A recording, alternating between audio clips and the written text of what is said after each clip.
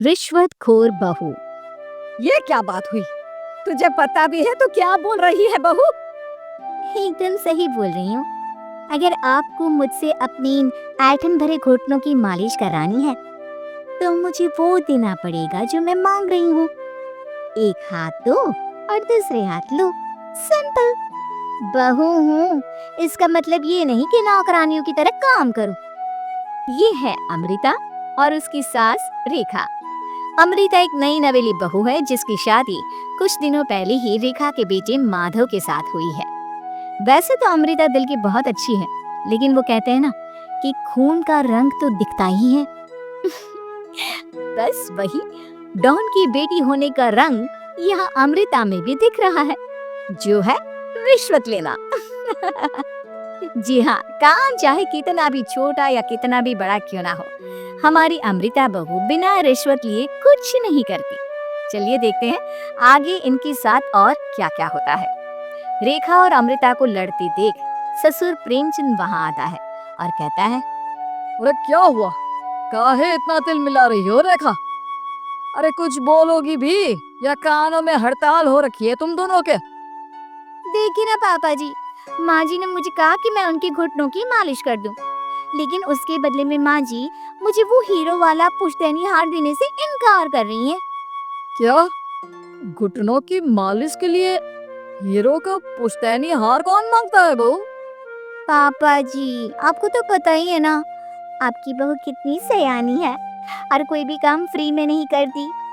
और अब शेखावत खानदान का आटा तो इतना भी गीला नहीं है कि अपनी बहू को हार ना दे पाए। क्यों माय डियर माँ जी? देखा आपने प्रेमचंद जी, ये अब मुझसे पुश्तैनी हार मांग रही है, कल को पूरा घर मांग लेगी। अरे जा जा, मैं खुद कर लूंगी अपनी मालिश। हैं? ठीक है, मुझे क्या। एंजॉय योर मालिश टाइम माँ जी। रात में जब पति महादेव दफ्तर से लौटकर घर आते हैं तभी कमरे में, अमो, अमो सुनो ना, मेरा वो लाल रंग का जो शर्ट है ना, वो धो दो ना प्लीज। एक्चुअली कल मेरी एक इम्पोर्टेंट इंटरनेशनल क्लाइंट के साथ मीटिंग है, बहुत बड़ी डील का ऑफर है, इसलिए मैं अपनी उस लकी शर्ट को पहन कर जाना चाहता हूँ। हाँ, अभी धो दो, रात भर में तो सूखी जाएगी, फिर कल अच्छे से कड़क वाली इस्त्री कर देना अपने शुभ शुभ हाथों से। जी नहीं, मैं ये सब ऐसे ही नहीं करने वाली। अगर काम करवाना है तो मेरी एक शर्त है। अरे यार, तुम और तुम्हारी शर्तें, बोलो क्या है? आपको मुझे 10 मनीष मल्होत्रा डिजाइनर की साड़ियाँ दिलानी होगी। 2 हफ्तों में मेरी स्वीट हार्ट फ्रेंड बिल्लो रानी की शादी है। मैं वहाँ डिजाइनर साड़ी पहन कर जाऊंगी और सब कुछ जला दूंगी। माधव अपनी बीवी की बात सुनकर हैरान परेशान अपने सर पर हाथ रखकर बैठ जाता है। अरे तुम बीवी हो या आफत? तुम्हारे दिमाग में जंग लग गया है क्या? देखो इतने सारे पैसे नहीं है मेरे पास। तुम्हारी याददाश्त तो जगह पर है ना माधव? भूल गए?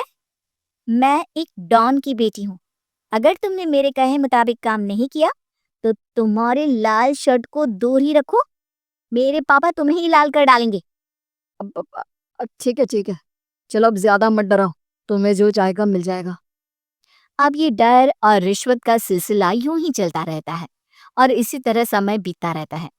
एक सुबह सब नाश्ते के टेबल पर बैठे थे, जहां अमृता सबके सामने एक व्हाइट बोर्ड लाती है जिस पर दिन भर के सारे कामों के रेट लिखे हुए थे।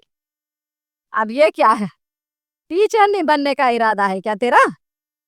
अगर हाँ तो अफसोस, बेचारे बच्चे, उनका भविष्य तो अंधेरे में है। आप लोग बेकार की बातें बंद कीजिए और आंखें खोलकर ठीक से पढ़िए। क्या लिखा है? ये आज के सारे कामों के रेट्स हैं। आलू पराठे, चाय, दाल, रोटी, चावल, सब्जी, हलवा, मिठाई, रसोई की सफाई, वॉशिंग मशीन में कपड़े धोना, ओखल में मसाले कूटना और माँ जी और पापा जी की अलमारी की सफाई करना। इन सब कामों की कुल मिला के जो रकम बनती है वो है ये 10,000 रुपए और माँ जी के लेटेस्ट लाए हुए सोने की झुमके भी। अमृता, तुम इंसान हो या हैवान? जरा तो दया करो हम पर। हे राम जी, उठा लो, अब ना देखा जाता ये सब। सच में पता नहीं कौन सा दिन था वो जब ये हमारे घर आई। महादेव, तेरे प्यार ने तो हमारा जीना दुश्वार कर दिया बेटा। दुनिया में बहुत रिश्वतखोर लोग देखे, लेकिन ऐसी रिश्वतखोर बहू पहली बार देख रहा हूँ जो अपने ही परिवार को लूटने में लगी है। बहू, तुझे पता है ना कि ऐसे रिश्वत मांगना गुनाह है। पापा जी, मैं कोई गुनाह नहीं कर रही हूँ। रिश्वत लेना बाहर की दुनिया में गुनाह है। मैं तो बस अपना हक मांगती हूँ। मेरी रिश्वत रिश्वत नहीं, मेरा शगुन है, नेक है। और वैसे भी मैं एक बहू हूँ, इसका मतलब ये नहीं कि मैं सब काम पूरी जिंदगी फ्री में करूँ, आपके चरणों को धोते बैठूं और 24 घंटे आपकी नॉन स्टॉप सेवा करती बैठूं। चलिए छोड़िए, नाश्ता और खाना चाहिए तो बोल दो जल्दी से, वरना मैं चली थिएटर। आज मेरे फेवरेट सलमान की पिक्चर रिलीज हुई है। इतना कहकर अमृता वहां से चली जाती है। इस बेवकूफ का जल्दी कुछ करना पड़ेगा। कुछ दिनों बाद घर में पूजा रखी थी और पूजा में 11 पंडितों का खाना बनाने के लिए कहा जाता है, वो भी नई बहू के हाथों से। देखो अमृता बहू, आज घर में पूजा है, 11 पंडितों को खाना खिलाना है। 56 भोग बना पाओगी? उन्होंने कहा है कि नई बहू के हाथों का खाना ही होना चाहिए, नहीं तो मैं रेखा को ही बोल देता हूँ। ओ कम ऑन पापा जी, खाना तो मैंने फ्री फंड में अपने घर में भी कभी ना बनाया।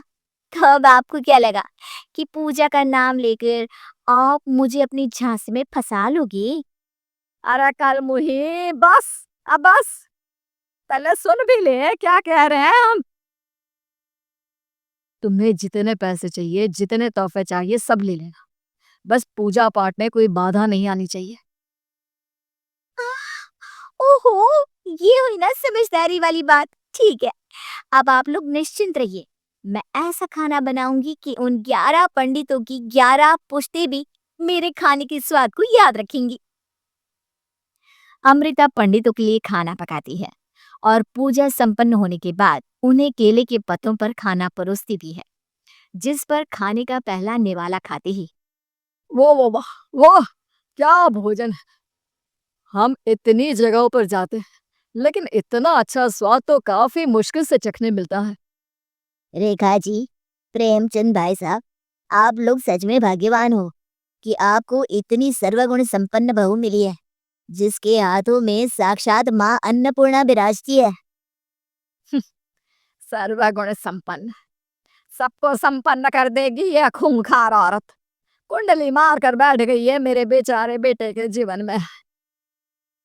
एक मिनट, अरे ये बात मेरे इस बूढ़े दिमाग में पहले कैसे नहीं आई? इस अमृता की बच्ची को मैं अपने घर से बाहर कैसे निकालूं? इसका उपाय तो पंडित जी के पास जरूर रहेगा।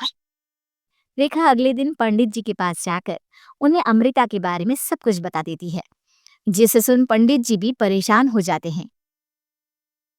अरे अरे अरे अरे अरे अरे, ऐसी बहू तो 7 जन्मों में भी किसी को नसीब ना हो भगवान। देखिए रेखा जी, आपकी रिश्वतखोर बहू और आपके बेटे की कुंडलियों को जोड़कर देखा है मैंने, लेकिन इसमें तो यही बता रहे हैं कि ये आपके जीवन से कभी नहीं जाने वाली।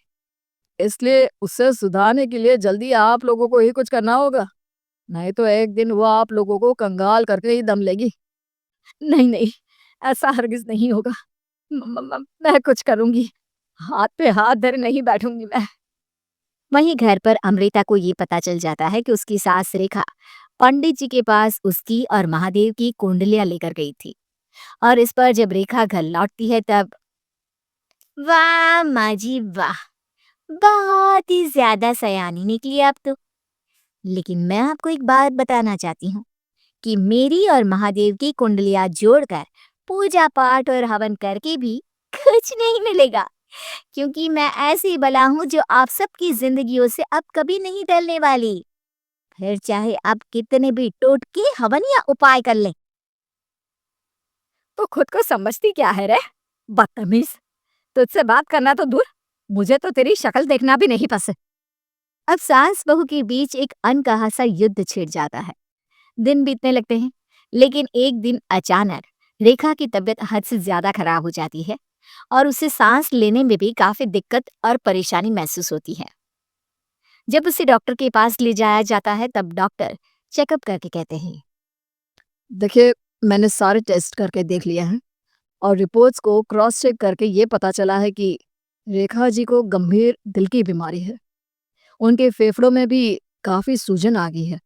उनका जल्द से जल्द ऑपरेशन करना होगा, वरना आई एम सॉरी टू से उन्हें बचाना मुश्किल हो जाएगा। ये खबर सुनकर प्रेमचंद और माधव दोनों हक्का बक्का रह जाते हैं। लेकिन डॉक्टर साहब, कितने पैसे लगेंगे ऑपरेशन के लिए? और उसके बाद रेखा पूरी तरह ठीक तो हो जाएगी ना? जी हाँ, इस ऑपरेशन के बाद वो बिल्कुल ठीक हो जाएंगी, लेकिन वो तभी हो सकता है जब ऑपरेशन टाइम से हो पाएगा। और रही बात ऑपरेशन के खर्चे की, तो उसमें तकरीबन 6 से 7 लाख रुपए तक लग सकते हैं।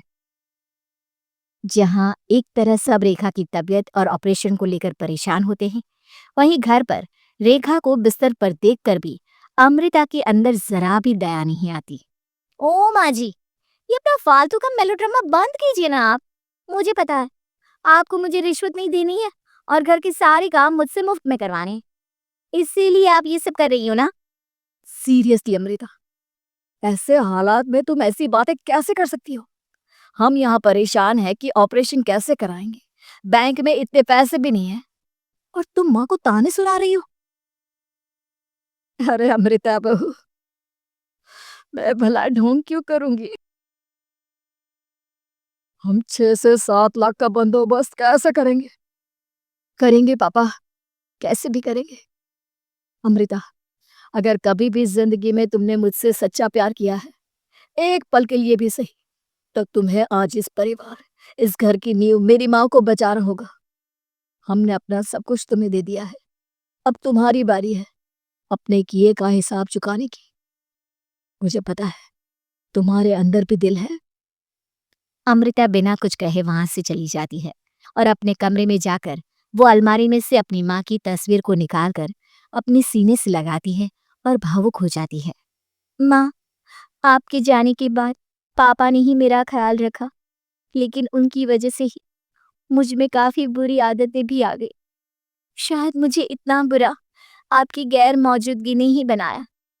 मैंने कभी आपकी लोरी नहीं सुनी, आपकी गोद में नहीं सोई, आपके हाथों से अपने बालों की चंपी नहीं करवाई, क्योंकि वक्त से पहले ही आप मुझे यहाँ छोड़कर चली गई। लेकिन अब मैंने जितना भी इस घर से लिया है, उतना सूद समेत चुकाने की बारी आ गई है। अब मैं अपने रहते अपने प्यार को भी उसी दर्द से नहीं गुजरने दे सकती जो मैंने आपके नहीं होने से सहा है। अमृता तुरंत ही अपने सारे पैसे और गहने माधव को लौटा देती है और रेखा का ऑपरेशन किया जाता है। रेखा ठीक हो जाती है और जब घर आती है, तब अमृता दरवाजे पर आरती की थाली लिए खड़ी होती है। वेलकम होम माँ जी, आई मिस्ड यू। पता है कितने दिनों से किसी के भी साथ लड़ाई नहीं की थी मैंने, और ना ही किसी से रिश्वत मिली मुझे। क्या? हमें तो लगा था कि तेरी अक्ल ठिकाने आ गई है, लेकिन तू तो अभी भी जैसी की तैसी ही है। माँ जी, पूरी बात तो सुनिए। हाँ, ये सच है कि मैं रिश्वत लिए बिना नहीं रह सकती, लेकिन अब ना मेरी रिश्वत बदल गई है। अब मुझे हर काम के बदले छप्पी, अपनापन, प्यार और अपनी इस माँ का दुलार चाहिए। ये सब तो हम तुझे भर भर के दे सकते हैं बेटा। पूरा घर एक साथ अमृता को जोर की छप्पी देता है और सब हंसते मुस्कुराते घर के अंदर चले जाते हैं।